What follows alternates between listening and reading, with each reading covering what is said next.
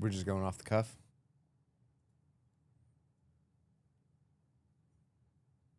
Feliz Navidad.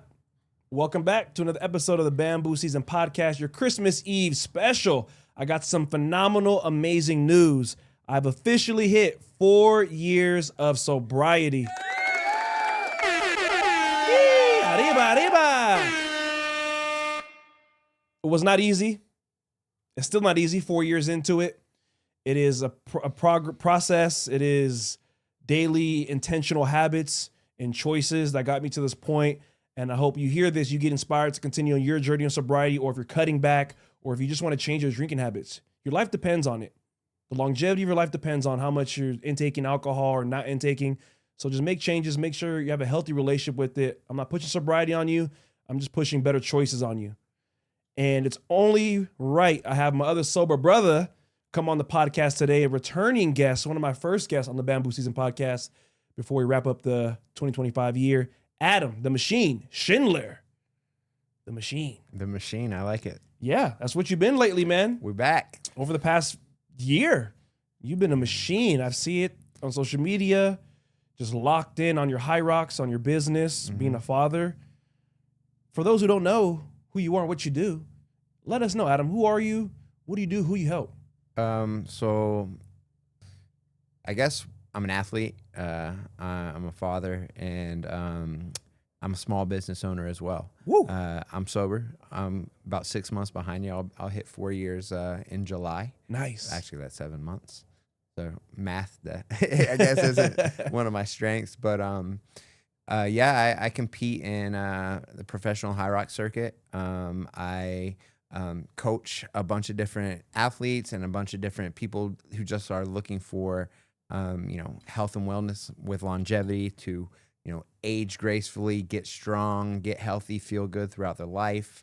And yeah, just a dude, a big kid living life, What I love, Adam, is I've known you for a long time when I think about it. I've known you a long time, 18. Yeah, it's been a while. Yeah. It's about to be 2026. Yeah, dude, 8 years pretty much. Yeah. I first started working at Orange Theory in 2018, December, as front desk, and you were coaching at the time. What I love, though, is because we kind of almost started our journeys right around the same time of sobriety, from coaching, working for ourselves, coaching and everything, is that you found your lane. You've never tried to be like anybody else, try doing anybody else's thing. You're a runner, you're an athlete, you're a father, and you kept that. And it's showing up now, and it seems like everything's starting to come full circle for you with you doing the HYROX at the pro level now. Mm-hmm. And then now people are coming to you because you're good at HYROX, in a sense, right? Yeah. How do you think that you've been able to maintain your way within the fitness world and not get into what's hype or what's seems like it's going to be a good idea for you? All right. Well, that makes sense. Yeah, I think I've always kind of been that way. I've been an athlete my whole life, and I've always just, for me, even since I was young, everything that was super popular, I always kind of was skeptical of it. I was like, I'll be the judge of that type thing. And so I've always had my own independent thought. And things that are popular and trendy and things of that nature, if I think that it can work long term and it can work for people and be good for people, then of course I would adopt it. But I've always just kind of had kind of marched to the beat of my own drum and found things that I enjoy. And I think that's the reason that I found my path the right way, is because I never tried to verge off of my path to what would be what might work and be successful and bring quick success to me. I was just if I didn't want to do it for myself, then I wouldn't do it, right? I would just continue on my path. And I think in the end, everything works out as long as you stay true to yourself and your desires, and you move in good faith to others. You're going to find your way no matter who you are. Yeah, I like that you say that, because similar to you, I feel the same way in the sense of, I'll wait for the camera to change. There it goes. Same way for you, as I feel the same way. I found the word contrarian. Are you familiar with that? Yeah. I didn't know that was a word until maybe a year ago. Yeah. When I was talking to somebody, told me that you're a contrarian. I'm like, yeah. Yeah. If something's popular, I'm gonna go against the grain on purpose. Yeah. I almost don't want to do it. 100%. And I tell people this because there's like, certain books they say you should read and you got to read these books. I'm like, no, I'm not going to do it. If everyone else is reading it, we're all getting the same information in our heads. We're all going to move the same way. Bro, sheep. I want to move my way. Sheep is Yep. what I call it. And people, so there's some people who gave me some shit sometimes like, oh, you want to be so, I'm like, yeah, I do. I don't want to be like how the rest of you guys are. Everybody's reading the same books. The same popular things come around. They die out. They cycle. People stay the same. They find the new next shiny thing, run that into the mud, and then the next new shiny thing, especially with so much information now that's accessible through social media. People become information hoarders. They read every book. They listen to every podcast. It's all the same people, damn near the same people, the same messages, just saying it in different ways. Yeah. But people continue to just more information, more information. A year passes, they put none of that information to work. Right. And they're in the same position mentally, physically, financially, spiritually. And it's like, bro, if you read one book and you break it up every month and you put one tool every month of that book you read to work and make it a part of your identity, then you become somebody new. Yeah, and that's the thing too, is a lot of times people get addicted to self-help practice, right? Like by like reading and podcasts and things of that nature, but they don't ever take action on what they're like ingesting. So it's like information overload. And then they've got all these options, and then it becomes like paralysis by analysis because you have so many different things that you're thinking about. The thing that works best for me is when I just like wipe it all clean and just like move forward. And when you start walking, that's when you're actually going somewhere. If you're sitting there analyzing everything, standing in the same place, trying to figure out which way you want to go, if you just start walking and you're not sure where you're going to go, you're going to figure it out eventually. The action over analysis all day. I mean, obviously, I think that there are some really good tools to like help you like make choices along the way, but you have to start moving forward first. A good saying that I love is it's easier to steer a car and drive. It's hard to steer a car that's in park. Yeah, true. So even if you don't know how or what, move. Because as you start moving, you'll start figuring it out. But if you're stuck in park, you can steer that car all you want. It ain't going nowhere. Yeah. And yeah. So with you in sobriety, you come up on 4 years, about 3.5 years in, which is phenomenal. How's that been for you? What are some like, at this point, do you have any triggers? Have you had any triggers or any moments of like maybe, or any moments of missing it? No, not really. Just because like, I have like every once in a while, I'll have like an NA beer just to like taste, you know what I mean? I just be like, oh, like, you know, because like if I'm out, like in a public setting, like at a party or like for a celebration or something, like it helps you blend in. It's not booze and it like, you feel normal, you know what I mean? So I'll have an NA every once in a while, but like that doesn't even trigger me into wanting like actual booze because I've got such a routine in my life and I'm so regimented that like, I don't want to feel like shit tomorrow. I think it's a big mental thing. Like once you like start gaining momentum within sobriety, within fitness, within like anything else, when you keep the streak going, there's a real mental aspect to it. You know what I mean? Like once you break it once, who's to say you're going to have the ability to get back on, you know what I mean? So knowing that I just don't want to ever like lose the momentum that I've gained within my life. You know, I feel like sobriety for me has been a complete game changer because I've competed professionally in other things before and I've done well and, you know, I created a lot of good things for myself, but I always hit the reset button on myself and I never truly got and built what I wanted to build out of it because, you know, there was a percentage of my mind that was still wrapped up in a party zone, you know? And now that that's not, it's so much easier for me to stay locked in. You know, I feel like I'm so locked in now that like when I go out, I'm around people who drink all the time. Yeah. And I forget sometimes that they're drinking. I'm just like, whoa, like that was weird. And I'm like, oh, they're just drunk. Yeah. And I forget that like alcohol makes you act differently, you know, because I'm sober all the time. Yeah. To your point, I know for me, I'm not a huge mocktail non-alcohol drinker. I never was. I'll do them here and there based off if it's like an option at a restaurant. I'm okay. I'm gonna see how it tastes, but I don't like need it to cope or to kind of Yeah. feel.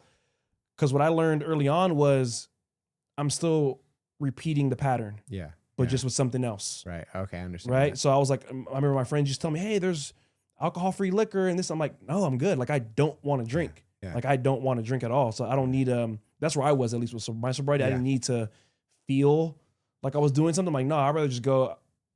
I'm like an all-in person. Yeah. Like when I was drinking, I was all in or sober. So it's like, if I'm gonna go sober, I'm gonna go sober. Yeah. And granted, I have a great support system of friends who understand I don't drink. They don't push it on me. It's no longer weird when they're around me. Because early on, I realized that when you go around people and you're sober, the people who aren't, they can make it weird.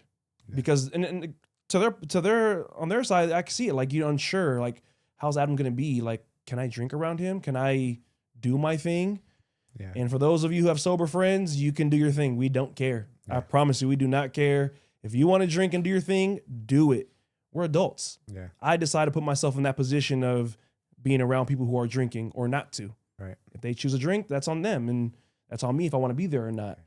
And we're grown. We could leave. Yeah. I ain't feeling this. I've done it before where I'm like, it's that time. It's Yeah. 7:30. I It's do time to that get whether out. people are drinking or not. Yeah. 7:30. Time to go home. Time to go home. Time to wrap it Yeah, up. I could probably count on one hand the amount of times that I've been in a situation like had an NA beer, but honestly, I like the way it tastes. Too, Yeah. you know. So like, I've had some good ones. Yeah, I've had this is so- one called forgot it's a Nevada one, and it's like a refresher and it's hoppy, mhm.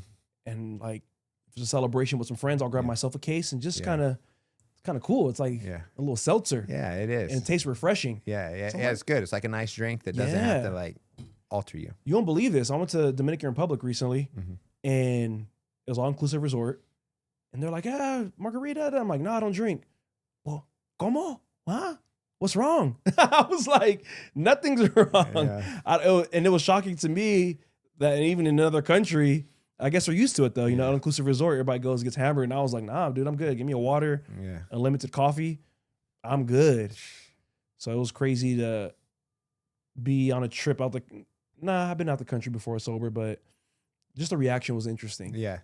But yeah, that just goes to show that it's not just like an American culture thing. It's a world culture thing. Yeah. That like when you don't drink, people automatically assume that like something's wrong. You know, there's a funny, I may have shared it with you before, that one, but the guy is like, we can't believe you don't drink poison. But if you tell them you don't drink water, they're like, oh, that makes sense. Yeah. Okay, yeah. No water? Okay. Yeah, like, Yeah, it's, man, it's interesting. Even like when I was in Dominican Republic, we did like this tour and we learned about the sugar cane and all these things. And the guy brought out some rum, some like fresh rum. I was like, damn. I didn't feel like I wanted to drink it, but I'm like, damn, why wasn't this a thing when I was drinking? Yeah. And, you know, I wouldn't mind being the DR having like rum from the source. Yeah. I ended up just having a cigar, Yeah. which I thought was cool. Freshly rolled cigar. It was chocolate flavor. It was fire. So now you're sober. You're doing the damn thing. You're in the HYROX. Mhm. So HYROX has become, like we talked earlier, one of those things that's popular now, Yeah. right? Like Yeah. back when you did it, it was kind of getting going. Yeah. But now it's like, I see it on my social media everywhere. Women and men, people I never thought even Yeah. did a push-up in their life, Yeah. they're going to do Yeah, HYROX. it's wild. What do you think's I ahead. wasn't an early adopter of it, but I was before the curve. That's Yeah. for sure. I didn't even know what it was either. You know, it was when we were training at Self-Made. I would run in the sun on the strip all the time, and I was coming back through the garage door, and you know, one of the girls in there was like, "You should do HYROX," and I was like, "What's that?" And so she sent me a link. I looked it up, and I was like, "Oh, that's cool." And it ended up like the one in Anaheim. This was 2 years ago. It fell on my 41st birthday. And I was Wow. like, oh, that'll be a cool birthday gift to myself. Because I was coming up on 2 years sober at the time.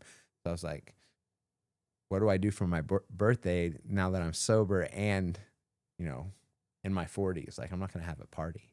So I'm going to go do like this fitness competition. And I went and I immediately signed up for the Male Pro because I'd, you know, done professional competing before. And I was like, I always want to myself, like I always dive into the most difficult path and the most difficult avenue, because I would rather go the hard way and get my ass knocked down and learn a valuable lesson than to not go to the hardest route, go through it and be like, oh, that was easy.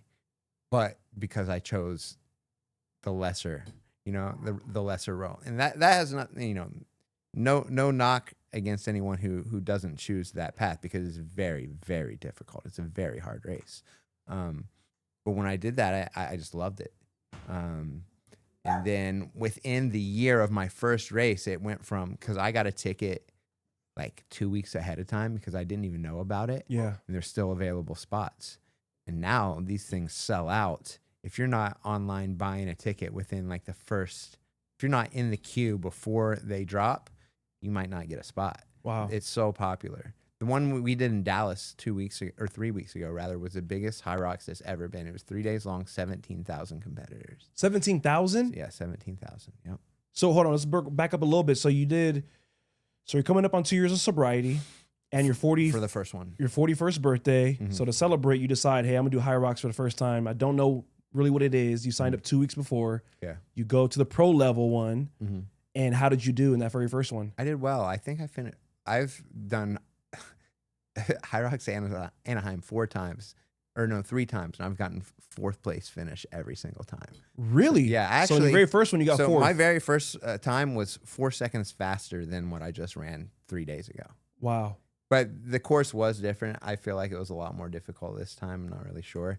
Obviously, I've run faster than that before. I just had a rough go this past weekend, but I did really well, enough to be one spot from a podium on my debut. So I was like, yeah. But it wasn't just because I was good at it. It was something that I could functionally see myself improving at, and something that I actually thoroughly enjoyed training for. So I was like, oh, this will be my thing. Damn. So after your first one, you got 4th place. How long until your next one? So it was Mexico. That was the end of the season of 23-24. Okay. And then I went to Mexico City in November. So it was almost a little less than 6 months to the next one. So and I actually got 3rd place in Mexico City. And then I came back and I did Anaheim, and I got 4th again. And then after that was Vegas. I got 10th in Vegas, but 10th was it was a regional. It was a major. Okay. So literally the best guys from all around the world are there. So I got 10th place at that one. And then I did Houston, 4th in Houston, Monterrey, 2nd in Monterrey. And that qualified me. I got 2nd in Monterrey, and that qualified me for the World Championships in Chicago last year.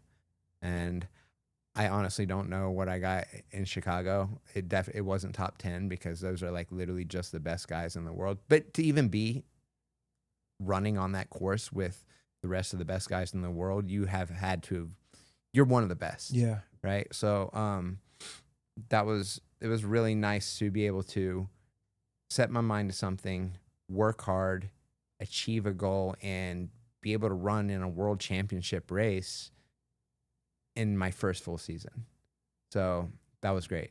I'm pretty proud of that. And then, now through the summer and everything, especially last year with Vegas, we had so much local interest in it. Yeah. That it's blowing up around here. And I've created a class and a community. And probably one of my favorite parts about the whole HYROX experience is that because I do well and because I'm good at it, I've been able to help others and create this community of not just helping them improve, but helping them connect with one another and find value in hard work and find value in something that is most people don't even choose to do because it's so difficult. This last weekend in Anaheim, I think I had around 20 athletes that I was coaching. So I coached all day Friday, all day Saturday, and then Sunday morning before I ran Sunday night. And, just seeing people who came in, didn't really, have that much confidence, but then go out there, race hard, achieve a PR, and be so fulfilled and happy and confident at the end. That is just as fulfilling to me as me crossing the finish line with a PR. Because, the truth of it is that I'm not getting any younger, I can compete for. I think I can compete into my 50s at least. I think so There, too. 50s, 60s. I know a guy from Henderson who's in his 60s that competes still. He's an absolute. Did you get absolute first? beast. I got first in Chicago, or not Chicago, in Dallas. Nice. But to preface this, okay, so that was not the pro division. That was the open division. Right? Oh. So I ran a 103 in Dallas, and I won, and I got first place. I wish I would have run pro in Dallas, and I would have, but here's the thing, is that I was on a run when the Dallas tickets dropped. So when I got back to like access an hour into the ticket sales, all pro tickets were sold out. Damn. Yeah, so I had 15 friends going already that like I had committed with. So I was like, well, I'll just get a ticket and I'll just run open, go fast, and What did see how in it that goes. same race, the pro one version? What did first place get time wise? Oh, and I don't know. I didn't look up my division. Well, like, do you know, like, First overall? were your time that you got in the open? Mm-hmm. Would you have placed in the pro? Yeah, for Like sure. 1 or 2? I definitely would have podiumed Wow. in Dallas. I wish I would, because I was so in Anaheim. Even though I didn't run my best race, Yeah. when we finished, I was in third place.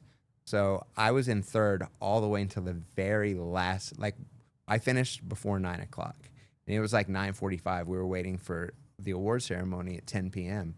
And one of the last waves finished just ahead of me. And so I got knocked from 3 to 4, and we stayed around like an extra hour, for the awards. And I got knocked off the award podium, which was a bummer, but also good for him, man. Like, I got to earn it. Like, I don't want it if I didn't earn it. Yeah. So, I was actually surprised. I was like, dang, I can't believe like I'm in third right now. But I got beat. What is your goal with the HYROX?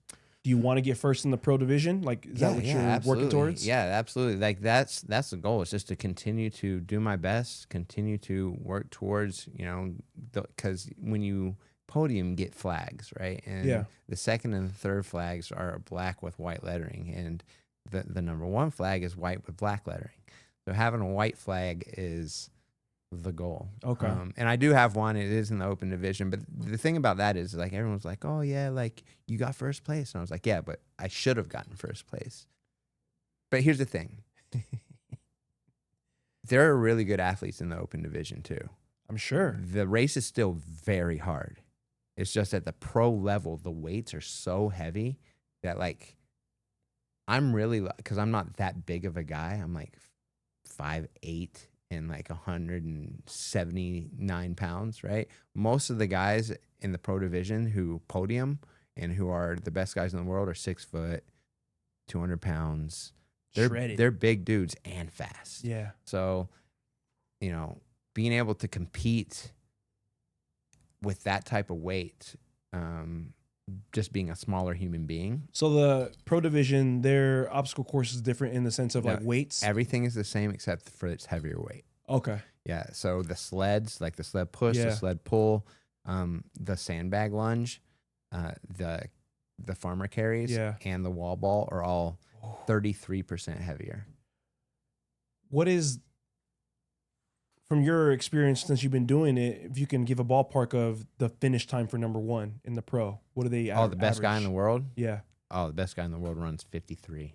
What? It's insane. And your fastest is what? 103. So 10 minutes faster. Yeah. Where's he from? Austria. Austria? Yeah, but there's a guy. So the guy who owns this company, House, Yeah. his name's Hunter McIntyre, and I'm on his pro team now. Oh, nice. And so he has the second fastest time in the world, Which is what? which is like 53, and he so got it's beat by like- like 6 seconds What? or something like that. Yeah. So these guys are. He's like, Austrian too? No, he's American. Okay. Yeah, he's American. He's from California, or he lives in California. Bro, But 53? he's like the face of like American HYROX. And the other guy's the face of like world. Yeah, his name's Alexander Ratchik, but he got like 5th or 6th last year at Worlds. The guy who got the world record. Here's the thing. Every single world record that's ever been set has always been set on European soil. Every single one. Are you saying that as a conspiracy? Or And I'm not saying it as a conspiracy, but what I am saying is that the course isn't the same. It's always different. You always do the workouts in order. Yeah. but it's set up differently all all the time. So there's fast courses and then there's slower layout courses. is Like, for different. instance, this last weekend in Anaheim, the first 7 laps or the first 7 kilometers were 2.25 laps. The 8th was 2 3/4. So the entrance to the wall balls was on the other side. So it was more than a kilometer. But some races, like for instance, the one in Vancouver this weekend is all 2 laps, 1 through 8. So it's not quite uniform. And I think like they do have, they have Olympic aspirations. And in order to have an Olympic aspiration, I think you have to have a uniform setup.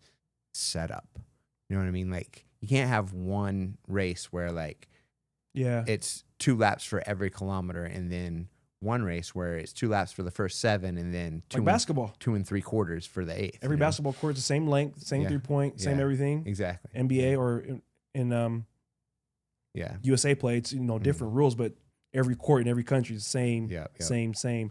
Wow, that's interesting. I do see it going to the Olympics at some point because I see there's breakdancing Olympics. No disrespect to breakdancers, and I love it. I never got into it. I was gonna do it once, the HYROX, and I remember I was training and my body from what I've been through just can't handle that at that level. Yeah, you're redlining the whole time almost. And I'm like, I would love to because the camaraderie is fun, but I'm like, I'm willing to push myself to levels, but I just got to know when to know. I think that especially running. I think a doubles would be good for you. What's that? You and somebody else? You and somebody else, because that's the thing too. It's not just a singles competition. There's singles, there's pro singles, there's doubles, there's pro doubles, and there's even mixed doubles. Like for instance, I'm running Phoenix with a female on Saturday. So the Saturday? No. On the Saturday it's Saturday the 31st of January. Oh, okay. Yeah, and she's an absolute beast. So we're looking to crush it. So I wonder. I've seen posts, jokes about it, but are people there to like date? You think? You think it's like a swingers club? I'm looking. Is that really what's going on? I don't think so. I think people use that just because, like, I mean, especially in Southern California, like when we went to Texas, it was nice, but like, everything's bigger in Texas, including the people.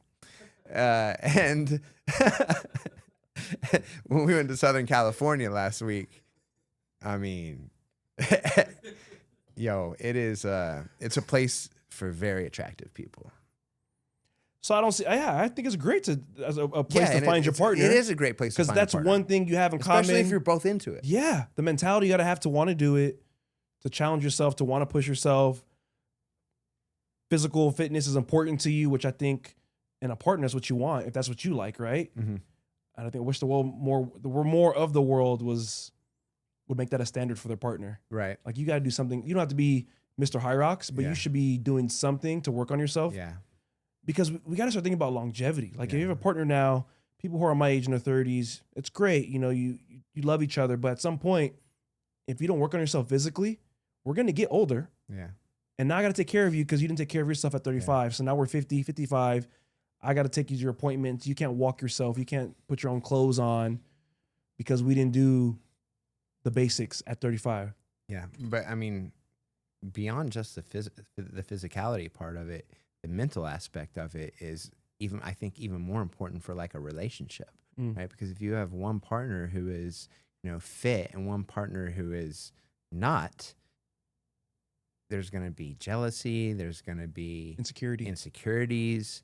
And I really believe that, like, rather than, motivating someone, you should lead them into that aspect, right? Because, like, obviously, like, you can lead a horse to water, but you can't make him drink.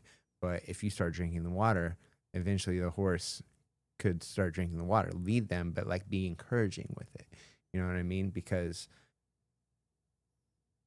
physical activity is a drug. It is a feel-good drug. It is a have a good day drug. It is a way to improve your life, not just your physical well-being and your physical like wellness, but also your mental wellness. It releases endorphins. It's it's science. People who exercise are happier after they exercise. And that's what I always tell myself. Like if I ever like start questioning, like, do I want to like run today or whatever? I say, I look at myself, or, just ask myself, do you want to have a good day today? And the answer to that is always yes. So the remedy to that is get it done. That's that. That's all I gotta say about that. Do you think it's possible for people to have a successful relationship with a partner if they're into fitness as part of their life and their partner is kind of so-so? Yeah. Yeah. And I've seen it. I ain't gonna lie. Sometimes I'm shocked when I meet a person I know, like they're into it and their partner kind of doesn't work out. I'm like, what? That would bug me. I think it's important to have your own thing too, right? Like, obviously, like, fitness is a huge, like, basically my life, right? And I don't need my partner to be like that into fitness. I would like my partner to be fit and healthy, but if she would, be into Pilates. Pilates, yeah, that'd be great. That's yoga. a great thing. I'd be super down with that, and fit, it doesn't have to be like that, right? Because everyone, I guess, loves differently as well. But you want the person that you're with to be actively working towards something that's bettering themselves, whether that be fitness in like a running aspect, or fitness and a Pilates aspect, or diet, eating well, whatever you want. You want to be. I think everyone wants good things and happiness, and you want the person who you've like committed your life to, or at least like a few years, whatever, whoever your partner is, to also be working towards things that are going to make them better. I don't think anyone ever gets into a relationship and be like, okay, all right, now that we're here, let's just both get worse. Let's just get big. Yeah, let's both get worse at everything. Like, it happens, but I don't think that's the intentional. One of the interesting things to me is, you'll see statistics on social media of like, hey, this percentage of Americans will be obese by this year, and this percentage is overweight. It's a sad statistic. It's scary. Yeah. And it always comes to my mind. I realize it when I go to airports. It's shocking sometimes when I go in the airport and I see people, they're struggling to walk from gate A to gate B. Even using the little moonwalking track. I was seeing people complain. I'm like, dog, we're walking probably a quarter mile, if that. Not a quarter mile, it's long. But you know what I mean? Like a short distance, and they're just complaining, or they're getting pushed in wheelchairs. And I'm just like, I try not to get judgy, and I try to remember myself, like, this is why I got to continue to show up and work out. So when I get older and age, I'm not struggling to walk through an airport or struggling to put my own luggage up. Yeah. And I wish people would think of their future self when it comes to fitness, because right now things might be decent and okay, but one thing that's almost guaranteed is you're going to get older. You might not make it there. Yeah. But if you do, your body's going to start to break down. Yeah, how it breaks down is up to what you do now. And for those people who have parents or who have kids, I'm sure you want to be a fit grandfather or a fit parent. Like your kids want you to play with them, have energy, and you're not going to be able to do that unless you take care of yourself now and play the long game. And when's the last time you saw a 400-pound 50-year-old? Damn, I don't know. It's a good question. I'm going to have to ask ChatGPT. Probably never. They're in the ground by then. I got to watch They either lost the weight or are in the ground. And you know what? Who that reminds me of? You know who Jelly Roll is? Yeah. Have you seen him lately? No, but I heard that he's lost a lot of weight, right? He's lost like 300 pounds. Doing what? Diet and exercise, running. Huh. He was on the Rogan Experience last week, and he was on Cam Hanes. You know who Cam Hanes is? He's a bow hunter. He like runs ultra marathons. Who's his dad? Truett is his son, the guy that runs in the jeans. Who's that? I'm trying to think. Cameron Hanes is the dad. And his son is like a beast too, right? Yep. Okay. Yep. Gotcha. I know who he is. So they've been working together, and Jelly Roll, just like, he runs all the time. He's running 5Ks, he's dieting and everything like that. And he looks like a whole new person. And just to hear him talk about it, it's really, really inspiring to see that, because like, if that dude can do it, that dude was over 500 pounds. He was a big man. Yeah, he was a big man. He's still a big man, but like, he's healthy now. You know what I mean? Like, You don't live long when you're that big. And what's crazy too is I was going to bring this back. Me and my brother went to like this. We were on vacation at the beach in Myrtle Beach, South Carolina. So you're in the South, and I'm single, so we're like, we'll take the kids to a water park. And I was like, all right, hot moms, here we go. No hot moms, no hot moms. They were all tortas, bro.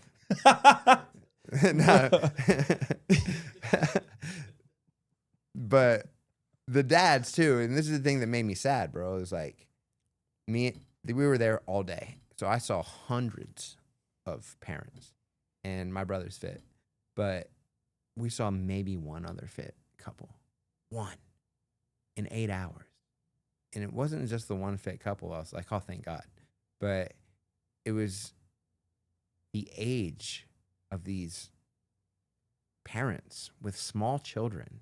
And their inability, like if they ran out into the street, they couldn't catch them. They would get hit by a car. Yeah. You know what I mean? They're just too big. And it was mind blowing to me, because I think especially like being in a very fitness based city, living and working in the fitness industry like we do, I think I live in a bit of a bubble. Yes. And a bit 100% of an echo chamber where everyone I know is fit and healthy and, ready to go. And then you go out into the real world and you realize that is definitely not the majority of the people, even though, your world is that way. The world is not. I know, I agree. That's happened to me a few years ago when I went to the airport the first time. I heard a guy in a podcast say it.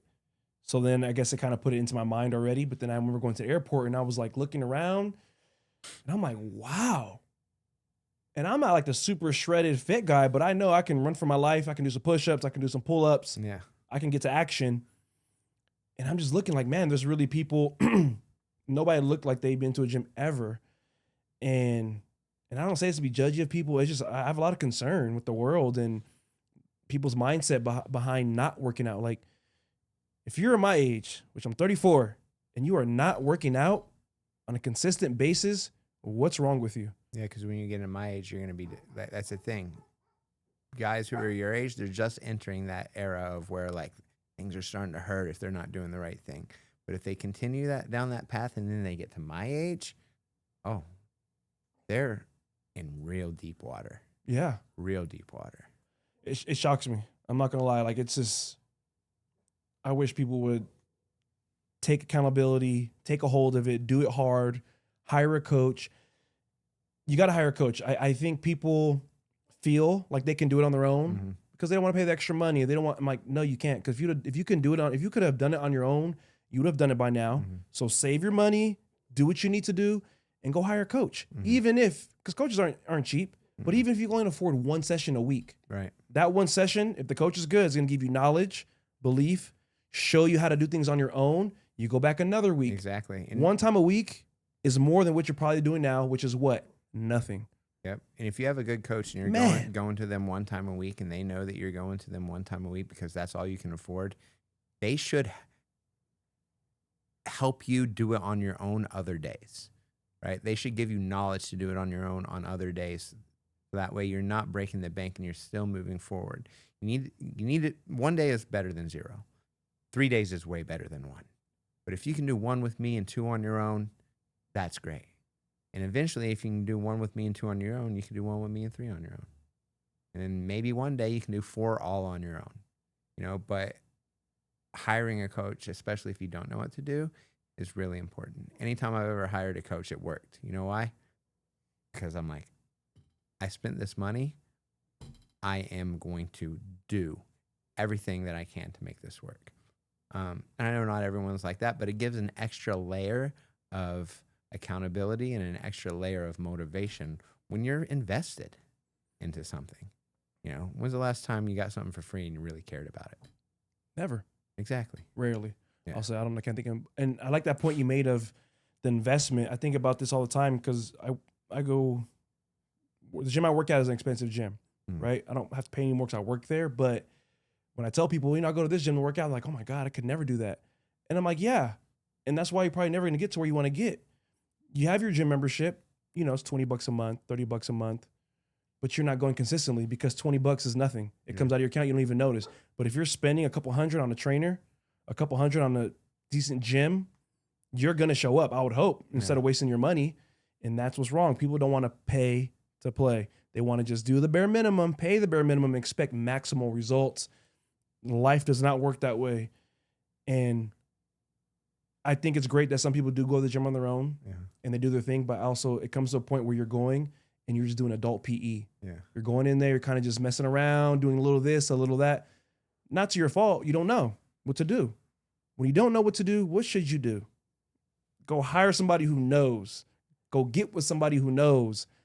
Like I said, 1 time a week with a trainer, coach, whatever you want to call it, is way better than none and playing the guessing game. Yeah. That's the word for you. Go get you a coach in 2026. You have to. You have to. I think especially like when it comes to like women as well, right? Like you can correlate it this way as well, and to connect with them. Women don't want to wear around a cheap purse, do they? A cheap bag. They won't. And also they correlate the higher the price tag with the more the value. If you can look at that the same way as you look at an investment into your fitness, right? With a good trainer or with a good facility that facilitates knowledge compared to an open box gym where you go in and you figure out like, okay, well, I'm here. Yeah, this bag carries my stuff, but like everyone thinks it's junk, right?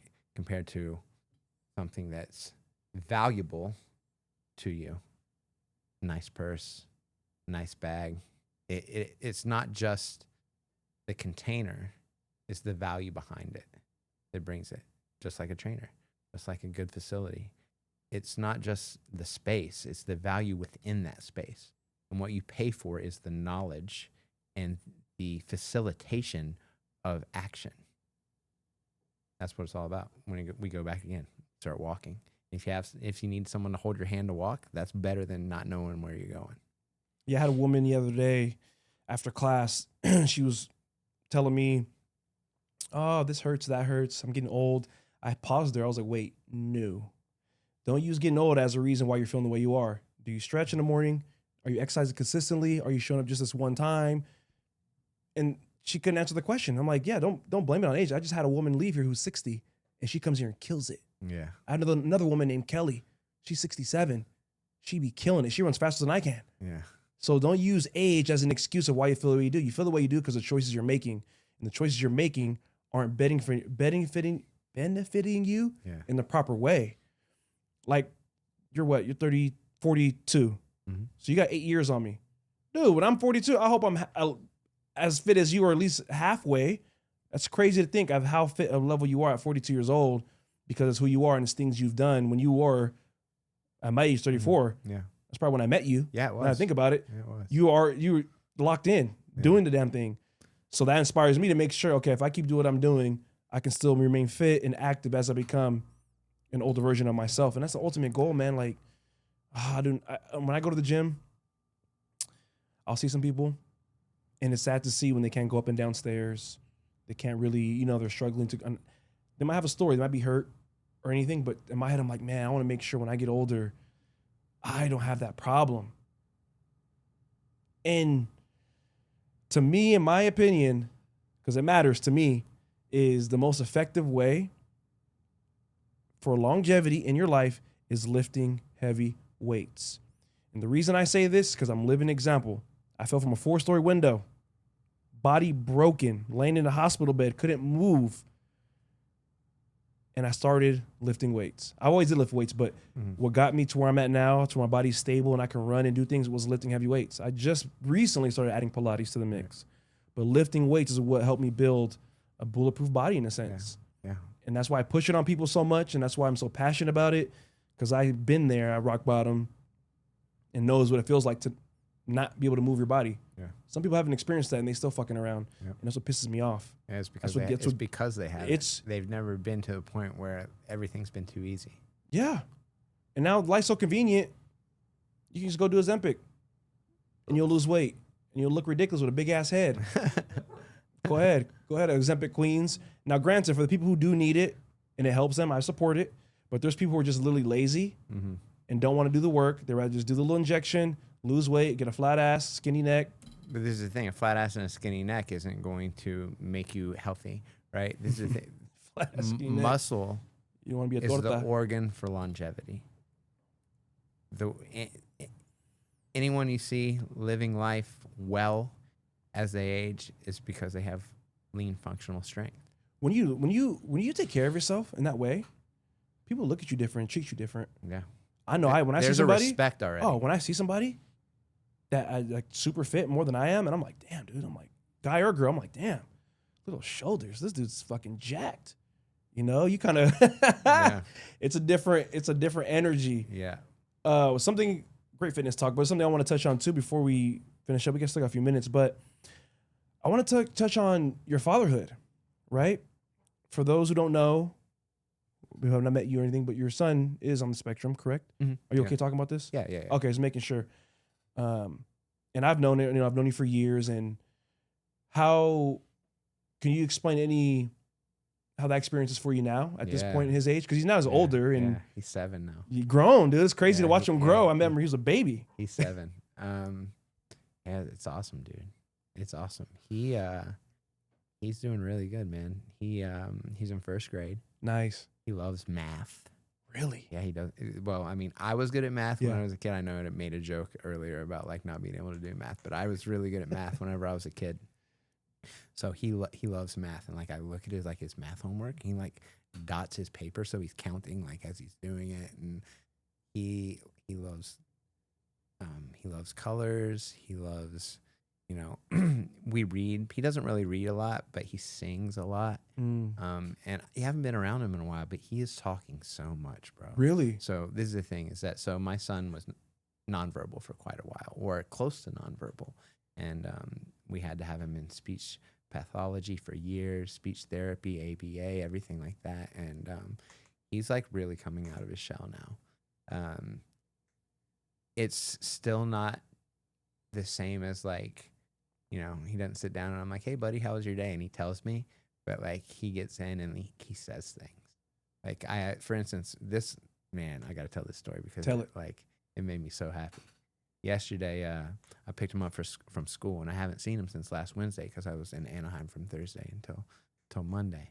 And I picked him up, and he ran out of school, and he's real happy to see me, and like we hugged and stuff. And I was putting him in the seat, in the back seat, and I was strapped in the seatbelt, and he was like, better together.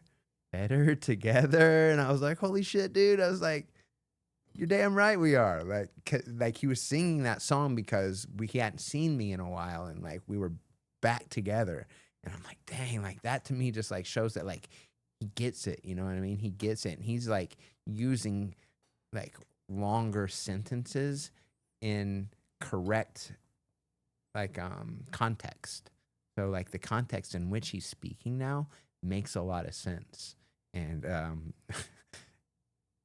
even the things yeah. So, and I can't even explain to you like how happy I am like with his progress and seeing like where he is, because when he was 3, like we were afraid that like we're like, are we ever gonna hear this kid talk? Like, is he gonna like the first time like I ever started hearing his voice, man, like it made me cry, dude, because just like he has the sweetest voice.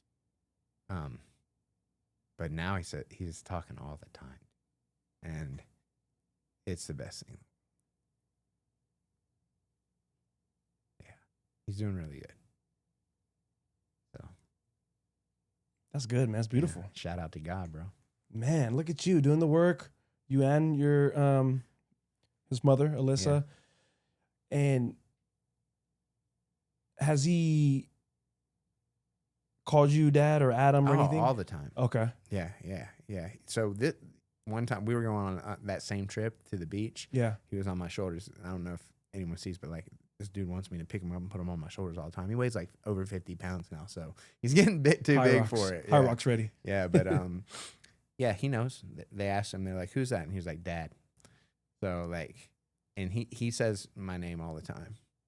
Like, yeah, it's really cool. Especially coming from a place where you didn't know if you would ever hear that. Yeah. And yeah. Oh, something else I was going to say that he's doing. Oh, yeah.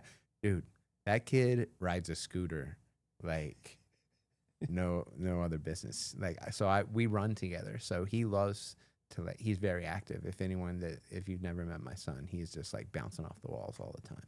But he rides a scooter 10K every week. So I'll run and he'll ride with me, and he does a 10K. We did a 10K in like 54 minutes or something like that. Yeah, he scoots the whole way. He goes fast too. Sometimes, like, I have to, like, you know, put on the gas to keep up with him. So it's fun. What do you think? Do you have any worries for the future? For him, not really. He, like, I mean, I don't think that it has anything to do with, like, his, you know, his differences. You know what I mean? Like, I think all parents, like, worry about, like, you know, I hope he's aware enough to, like, know his surroundings and, you know, cross the street, make sure he doesn't get hit by cars, you know, being able to like, you know, be independent and stuff like that. I'm fully confident that that's going to be, he's really smart. He understands things like that. So, you know, just some social things, you know. I know he likes girls because he is always, like, he's super into pretty girls. Okay. Yeah, he loves it. So, you know, proud dad moment there. Yeah.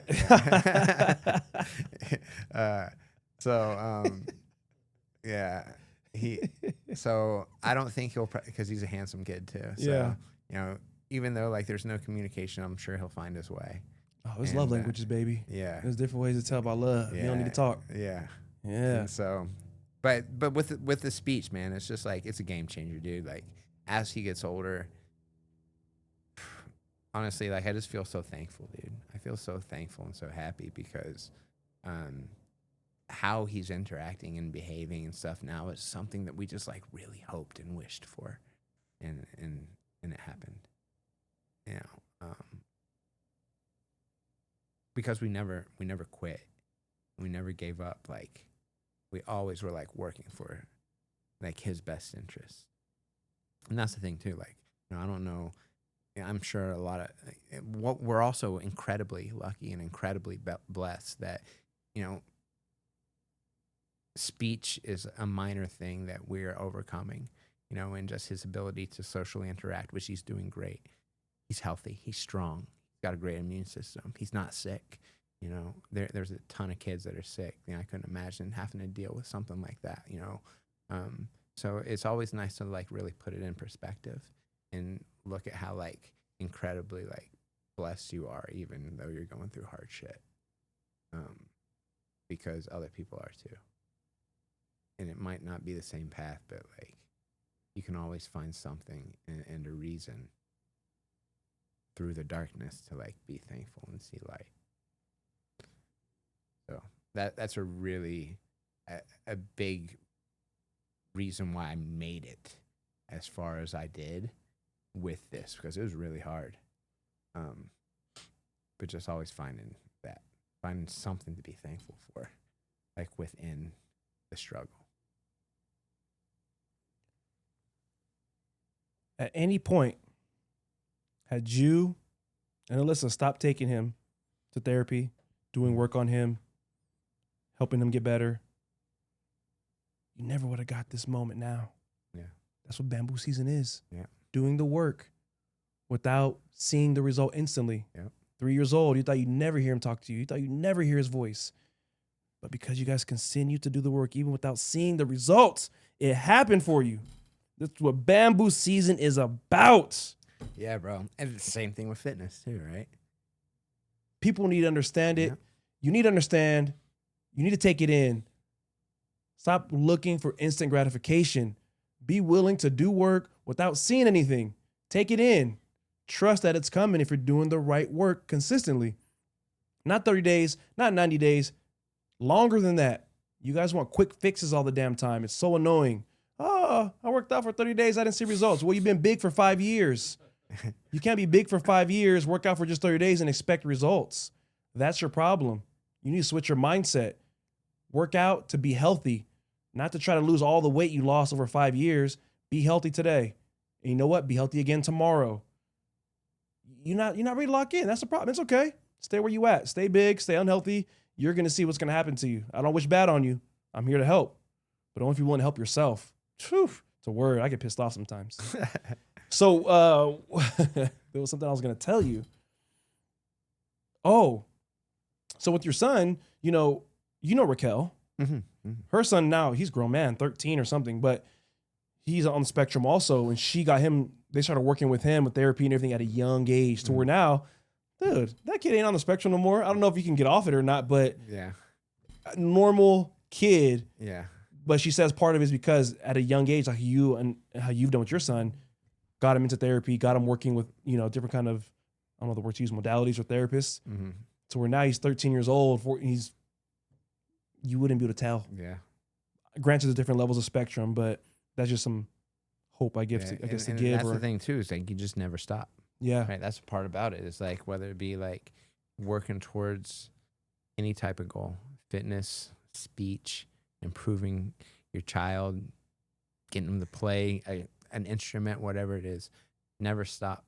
There's a guy that runs with us at our run club, and he's like 21, and so he's half my age, and he's like, damn. He's like, how do I stay fit like you? How did you stay fit till you're 42? And I was like, you just never stop, dude.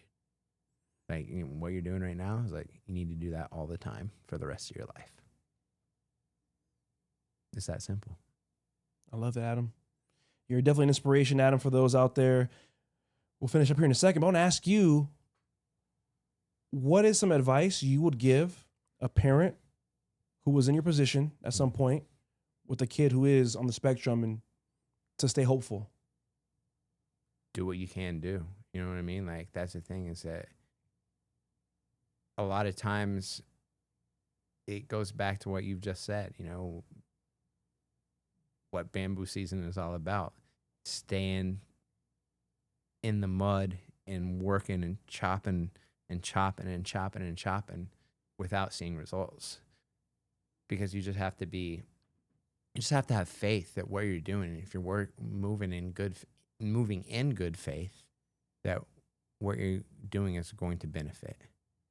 And you don't have to take one path. You can take multiple paths. Do everything that you can. Any type of resource that's offered to you, you should take. And you should take it consistently. And as long as you put the child first, and this is another thing too, it gets expensive sometimes because not everything's covered by insurance. Therapy without insurance is incredibly expensive.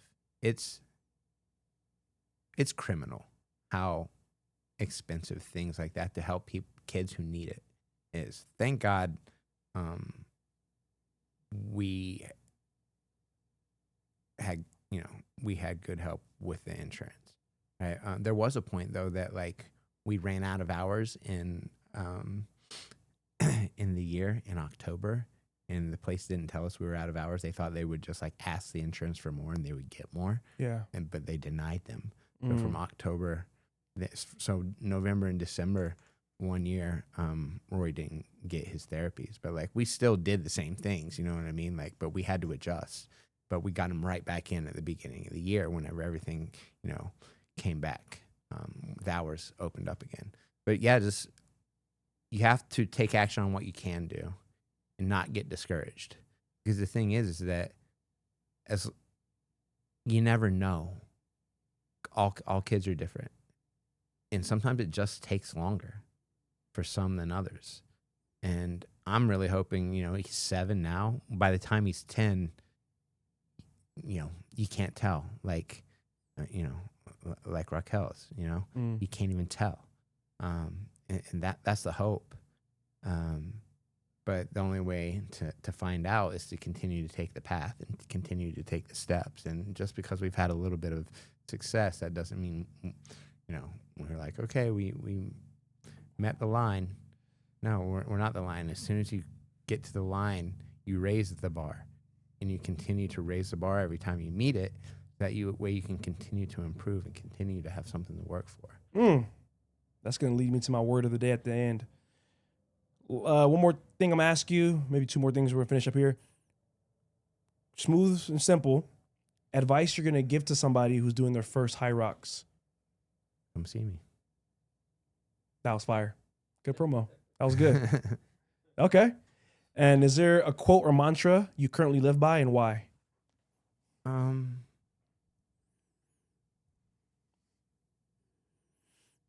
Nothing in particular, just do the work. There's no shortcut. You got to do the work. And here's the thing too. Sometimes even when you do the work, you're not going to get the result you wanted. Happens to me all the time. Train my ass off. Not every race is a first place finish, you know. But every race is my best absolute effort in that moment. And that's what's important, right? Do the work. Don't let the results change how you work. I mean, if you can improve, yeah, but don't let it change your ability or your desire to do the work. What do they say? This is one of my favorite things is that, you know, they always talk about the pursuit of happiness, the pursuit of happiness, the pursuit of happiness. But what happiness actually comes from is the happiness in the pursuit. Doing the work. If you've ever had this thing you've been working for and leading up to, and then all of a sudden it comes and you're like, ah. When you look back on the whole process, it's always the build up and the lead up and the hard work and the ups and downs that led you to the product that become most important and most nostalgic and most memorable. Damn. Adam the Machine Schindler. Appreciate you making time today, straight off a race. That's a fire. It's amazing. Continue to do what you're doing. Keep elevating the HYROX. Keep raising the standard. Keep being a great father. Can't wait to see Rory compete in HYROX with you. One day. Yeah. I'm hoping it's still just as big then. Oh, yeah, it probably will be. Yeah, he only has to be 16. Oh, 10, So, 9 years. 9 years, yeah. Oh, you'll be in their 50s. All right. So appreciate Adam again. I'm put your info into the description of this podcast. I want to let you guys know coming up in 2026, you need a speaker for your summit, your conference, your workshop, for your team. I am available for you to help you bring energy, to bring some great wisdom to your audience. So hit the link in my description. If you're looking for a speaker for 2026, I'm ready to come help you and your team elevate. And what else is coming up? Oh, also coming up, a sobriety workshop. For those of you who've cut back or you went completely sober and you're unsure of your new identity, I've been there. I just did 4 years sobriety. One of the hardest parts of it was learning my new identity without it. In this workshop, I'm going to give you tools. It'll be free on Zoom, so you can join from anywhere. Link in the description of this podcast. And I'm going to leave you with the word. You need to decide what your victory lap is going to be. Your victory lap is when you think you finished, you made a decision to change. That's when the work begins. Once you make the decision to change, you still have to do the work. Just like in a race, you hit that victory lap, you think it's coming to an end, but it's not. You still got to finish. When I gave up alcohol, that was a decision. That was my victory lap, but I still had to do the work after. That's when the real work came in, after I chose to stop drinking. So decide what your victory lap is going to be, what the work looks like. Put the work in. Merry Christmas. Feliz Navidad. 2 words. Keep growing. Hashamala mara sambara sambara. Da. Da ba sambara. ¿Cómo te llamas? ¿Cómo se llama?